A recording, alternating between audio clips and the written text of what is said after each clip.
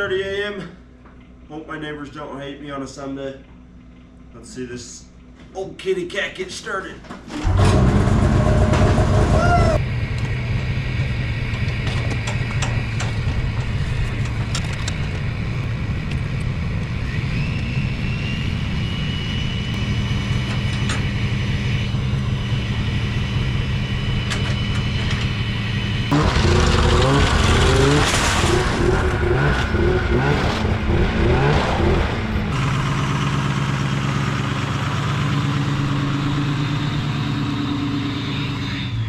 Okay, sweet. Sounds good. We'll see you soon.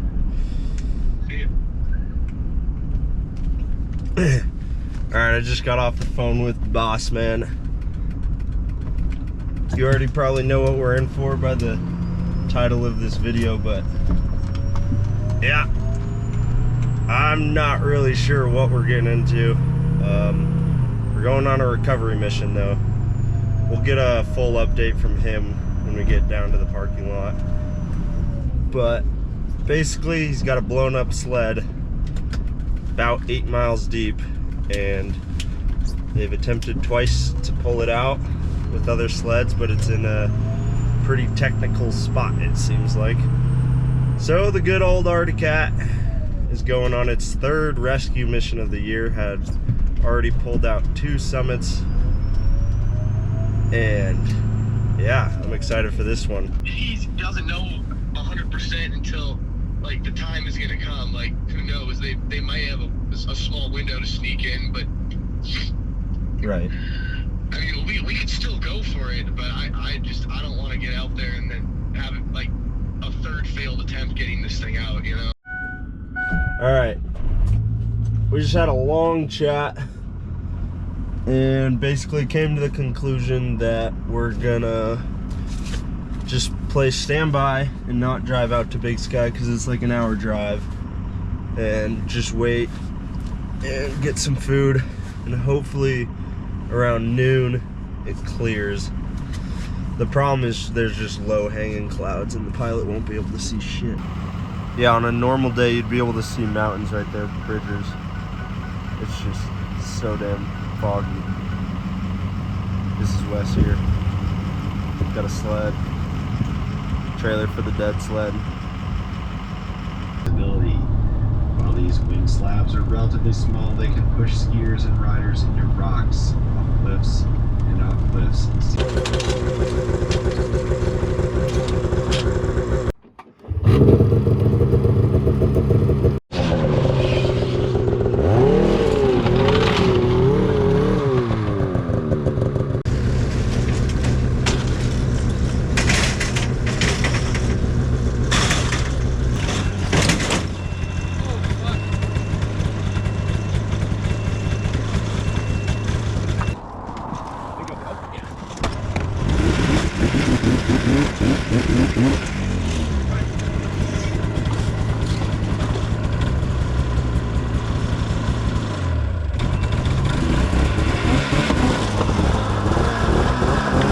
All right, attempt 2 for me, attempt fucking 3 or 4.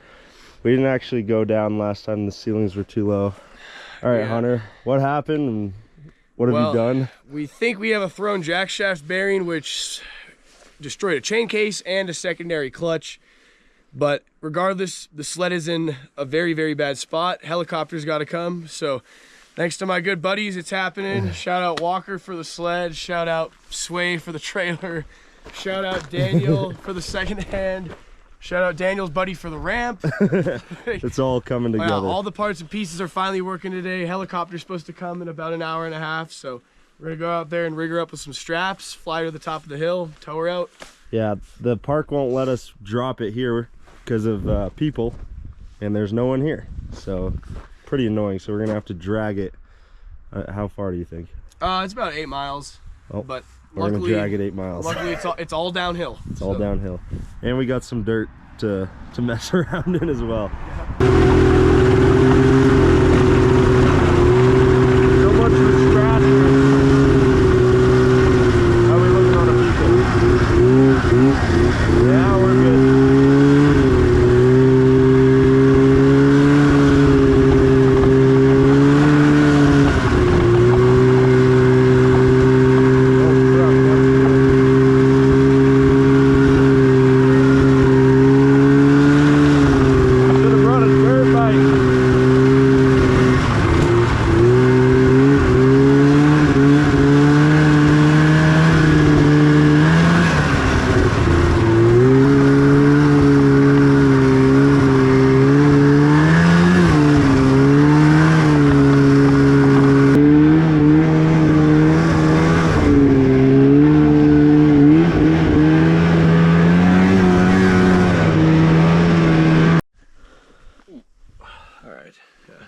sled pretty good. Mile 7, theoretically a mile more, then down a ditch. Block with some sort of like really, really solid foundation. Yeah. Here's hill, I don't know, maybe 0.5.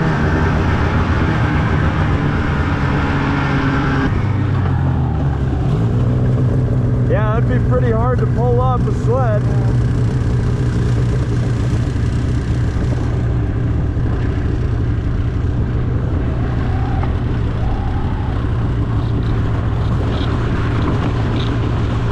Holy shit.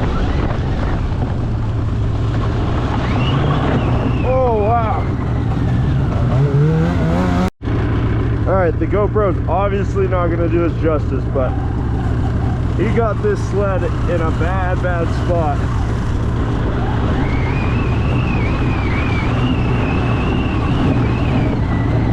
Yeah, no wonder he's bringing a helicopter. Oh!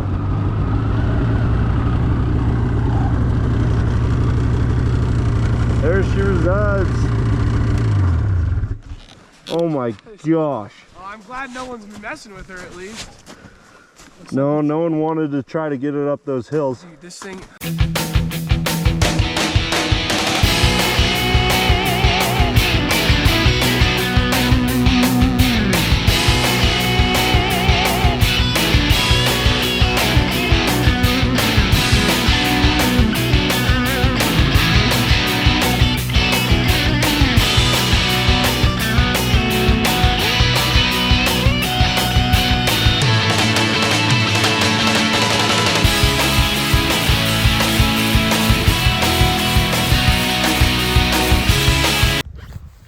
By no means is this a how-to video. we're figuring it out, but we've got a tow strap around each front A-arm, and hopefully it'll have enough to hold it. None of the tension's going to be on the tie rod, so on either end, and they go back and they hook to this red clevis in here. Those are together, and then the ones on the outside go right under the sled. There's different ways of doing this, but hopefully this one will work out. I'm a little worried it might be riding at a bit of an angle, but there's only one way to find out when it's in the air. And then this clevis will strap to the helicopter's long line, and he should be able to come down right here. Hopefully these trees aren't in their way too bad. And yeah, we'll give it all over Shiza move that way, and he'll pull it way up there. Yeah, that first hill, I don't know if you could tell on camera or hear me, but it is steep as. I don't know how he would have ever gotten that out of there. It just would have never worked. And they tried twice apparently and had it right here, got it to here, and they just gave up. If that chain case is seized, he's worried about the track not moving too well. So we have a sled for that.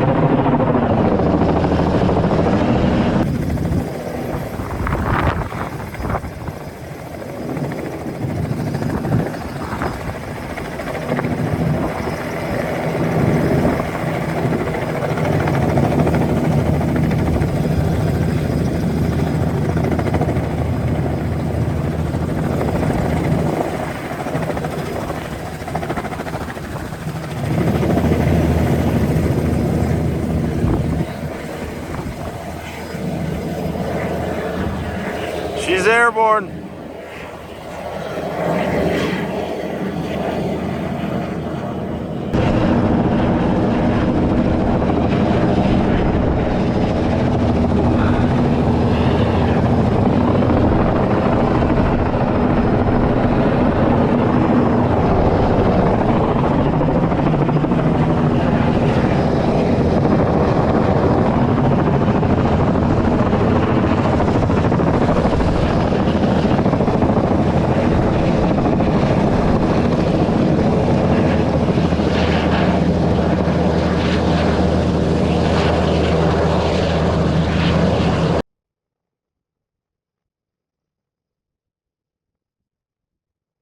Joy to the world, the Lord is come. It's not even at an angle.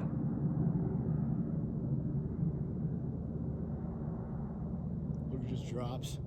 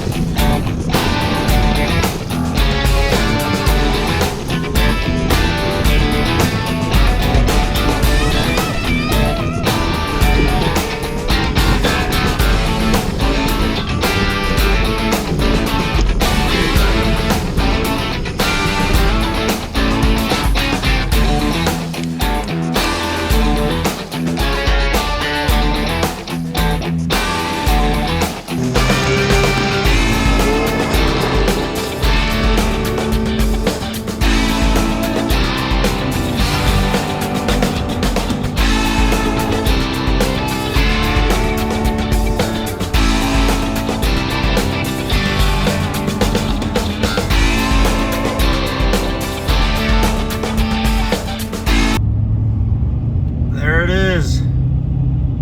That's a wrap.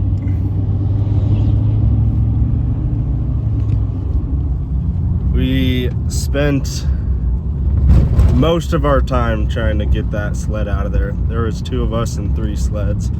You saw a lot of the footage. It was not good conditions to be trying to pull it out. You saw us also switch up how we were trying to pull it.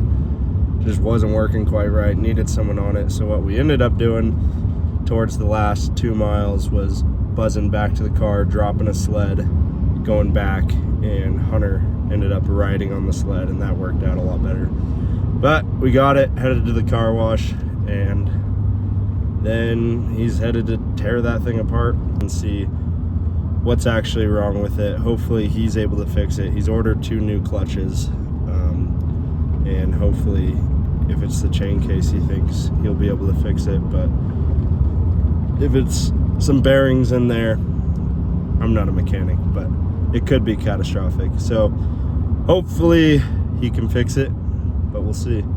Yeah, that's a wrap.